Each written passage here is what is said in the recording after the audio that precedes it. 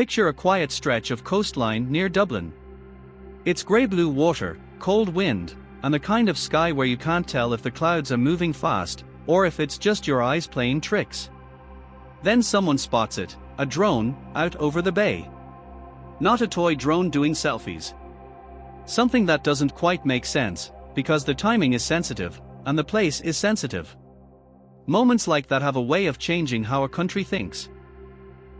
For years, Ireland's approach to defence has been simple on the surface: stay militarily neutral, focus on peacekeeping, and keep the national security footprint relatively light compared to bigger European states.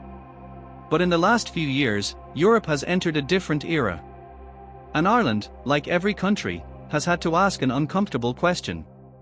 If you don't have the tools to properly see what's happening in your own air and waters, are you really in control of your own security? That question is at the heart of Ireland's new €1.7 billion defence sectoral national development plan for 2026 to 2030. It's being described as the biggest capital investment package for the defence forces in the history of the state, with an extra €600 million, about a 55% increase, compared to the previous baseline. But here's what makes this story interesting: the money is only half the story. The real story is what changed. And why now? Because this plan didn't appear out of nowhere. It's a response to pressure, real pressure, building on Ireland from multiple directions at once. First, there's the wider European security climate. Since Russia's full-scale invasion of Ukraine, European governments have been forced to think differently about risk. Not because everyone expects tanks rolling across borders tomorrow, but because their whole map of security has been rewritten.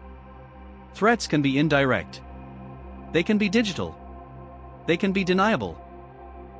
They can target infrastructure instead of armies. And they can happen in peacetime, in ways that are designed to confuse you, distract you, and test your response. That's what people mean when they say hybrid threats. It's not a movie plot. It's the idea that a country can be pushed and pressured through a mix of cyber activity, disinformation, interference, surveillance, and intimidation, without an official declaration of war. It's about probing for weaknesses, and watching how you react. And Ireland has weaknesses that have been openly discussed for years. One of the biggest is something surprisingly basic: knowing what's in the sky above you. When people hear air defence, they often imagine fighter jets and dramatic interceptions. That's not what Ireland is aiming for here. The key goal is for more fundamental. It's situational awareness. If you can't reliably track aircraft moving through or near your airspace, especially if some aircraft can turn off transponders, you're working with partial information. You can't make fast decisions. You can't coordinate well with partners. And you can't confidently protect major events, critical infrastructure, or high-profile visits. This is why the plan puts huge emphasis on something Ireland has never had as a full national capability: a military radar program designed to create what the government calls a complete, recognized air picture. In plain English, that means a full, military-grade understanding of what's moving in the air, so the country is not blind, or dependent on guesswork, or forced to rely on others for basic awareness. And the plan gives a clear deadline: full delivery of the military radar program by the end of 2028, with phased rollout beginning in 2026. That date matters. Because now isn't just about global tension. Now is also about a calendar. Ireland will hold the presidency of the Council of the European Union from the 1st of July to the 31st of December 2026. That means Ireland will host high-level EU meetings, visiting delegations, and senior figures. And with high-profile gatherings comes a higher security risk. Not because Ireland is suddenly a battlefield, but because big political moments can attract disruption attempts. So the plan also includes accelerated spending for counter-drone capability. Specifically, €19 million is being fast-tracked into counter-unmanned aerial systems, Counter-UAS, before that EU presidency window. Again, notice the theme. This is not a plan built around projecting power abroad. It's built around closing glaring gaps at home. So what exactly is Ireland buying or building with this €1.7 billion? The government frames the plan as capital investment, meaning equipment, infrastructure, and systems. And one of the simplest ways to understand it is to break it into what it upgrades across land, air, sea, cyber, and the physical backbone of the defense forces. Let's start with the money flow, because it shows intent. The plan outlines multi-annual investment rising from €300 million in 2026 to €360 million by 2029 and 2030. That kind of steady increase is important because defense upgrades are not one-off shopping trips. You're not just buying machines. You're building capability. Training, maintenance, facilities, staffing, and long-term support. Now to the centerpiece, the military radar program. The government has already approved the preliminary business case for it. And in December 2025, the Minister for Defense stated that the preferred approach is a government-to-government arrangement with France, with negotiations to begin immediately. This matters because radar procurement is complex. It's not simply buy radar. The radar system has to be integrated into command systems. It has to be supported. It has to be secure. And it has to work across multiple environments. In fact, the government describes the radar program as having three main elements. One is land-based long-range primary radar. Another is ground-based air defense systems, which include counter-drone capability. And the third is maritime, shipborne radar. So this is not one single box on a hill. It's a suite of capabilities designed to work together. The minister also stated that, once fully delivered, the radar program will have the capability to detect aircraft traversing Irish airspace even if they are operating with transponders turned off. That's a major change. It's basically moving Ireland from partial visibility to genuine national visibility.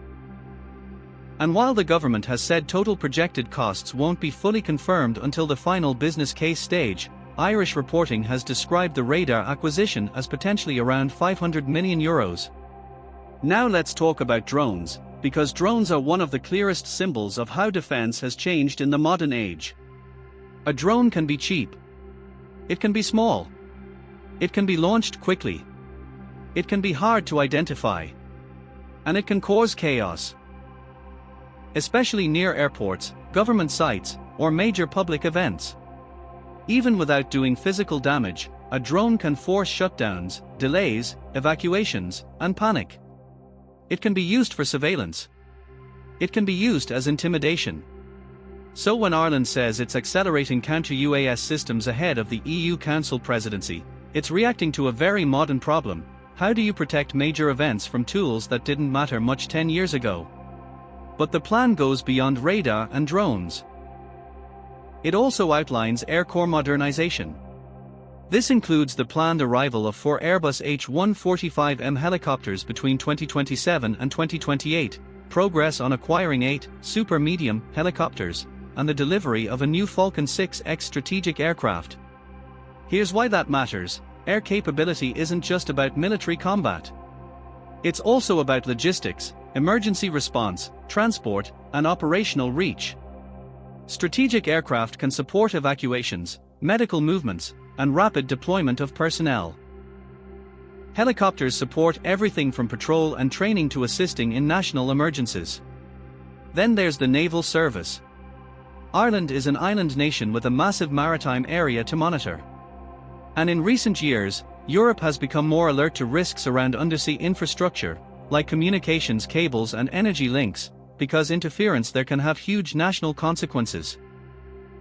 So the plan includes naval service upgrades such as towed array sonar, a Sonobuoy project, and the P-60 fleet extension program.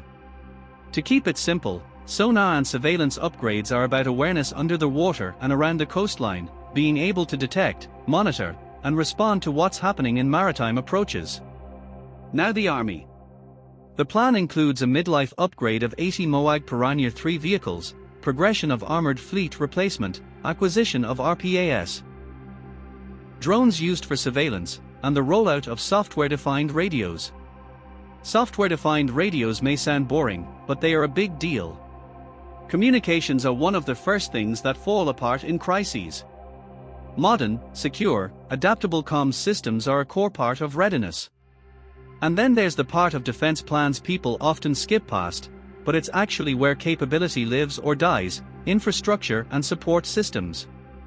The plan includes €400 million for defense forces infrastructure. Things like accommodation, offices, gyms, aircraft hangars, and naval berthage. It also includes €175 million for IT, transport, engineering, and ordnance systems. That might not sound as exciting as radar on a map. But without infrastructure, you can't operate modern equipment. Without hangars and maintenance facilities, aircraft readiness collapses. Without IT systems, you can't manage data securely. Without transport and engineering support, your forces can't move or sustain operations.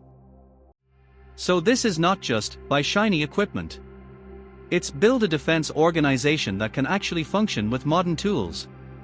Now, let's go back to the big question: why is this happening now? One reason is external pressure, the security climate around Europe. Another reason is internal recognition of long-standing capability gaps. But there's another reason that's less dramatic and more practical: lead time. You cannot decide in 2026 that you want a full national radar capability in 2026. These systems take years to design, procure, integrate, test, and train people on. And if your deadline for higher security readiness is mid-2026 because of the EU presidency, you have to start moving now, fast. That's why the plan is paired with accelerated counter-drone systems ahead of that deadline and a phased radar rollout starting in 2026, aiming for full delivery by 2028. And it's why the government has emphasized governance and procurement oversight. Updated equipment and infrastructure development plans, and stronger structures to manage delivery. Because the biggest risk with big defense plans is not the announcement. It's follow-through. So where does this leave Ireland's neutrality? This is where the public debate will heat up. Some people will look at a €1.7 billion plan and ask, is Ireland quietly shifting away from its traditional posture? Others will say, this is not about alliances, it's about sovereignty. It's about a neutral country being able to monitor its own air and sea space properly, instead of relying on others. And both views will have a point. Upgrading radar and counter-drone capabilities doesn't automatically turn Ireland into a militarized state. But it does change the baseline. It raises expectations. It builds capacity. And it forces a more serious national conversation about what Ireland is responsible for, at home and in international partnerships. And here's something else that people will argue about. Money solves some problems. But it doesn't solve all problems. Defense forces also need people, recruitment, retention, training, and morale. They need technical expertise to operate and maintain advanced systems. They need career paths that keep specialists inside the organization instead of losing them to the private sector. If the hardware arrives but staffing stays weak, capability stays limited. If procurement delays stack up, deadlines slip. If maintenance budgets don't match the new equipment, readiness drops. So the question is not only, what is Ireland buying? The question is, what will Ireland be able to reliably do, day after day, by 2028 and 2030? If this plan succeeds, here's what success probably looks like in real life. By 2026, Ireland begins rolling out elements of the radar program and puts counter-drone tools in place for major EU presidency events. That reduces vulnerability at key sites and gives the defense forces better ability to detect and respond to drone threats. By the end of 2028, Ireland has the full military radar program delivered, creating that complete, recognized air picture the government describes, meaning Ireland is not blind in its own skies. Across the late 2020s, the Naval Service has stronger surveillance tools, the Army has upgraded vehicles and modern comms, and the Air Corps has new aircraft and helicopters coming online, supported by upgraded infrastructure that keeps everything functioning. In other words, Ireland moves from a defense model based heavily on limited capability and external reliance, to a defense model where it can at least monitor its own space properly and respond more confidently to modern threats. And that's the deeper meaning of what changed. It's not that Ireland suddenly wants to look like a major power. It's that the world has shifted into a place where not being a target is not a security strategy. A neutral country still needs awareness. It still needs resilience. It still needs the ability to protect key events, critical infrastructure, and national sovereignty in day-to-day reality.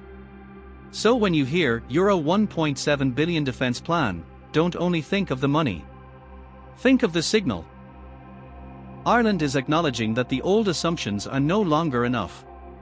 The timeline is real. The gaps are real. And the pressure is real. Now I want to hear your view. Do you think this plan is overdue, basic modernization that should have happened years ago? Or do you think it marks the start of a bigger shift in how Ireland sees its role in Europe? Drop your opinion in the comments, because I read them all and I'll be making a follow-up video on what the military radar program actually means in practice, how it works, what it can detect, and what it can't. And if you want clear, honest breakdowns of the stories shaping Europe right now, without hype, make sure you like this video, subscribe, and turn on notifications, so you don't miss what comes next.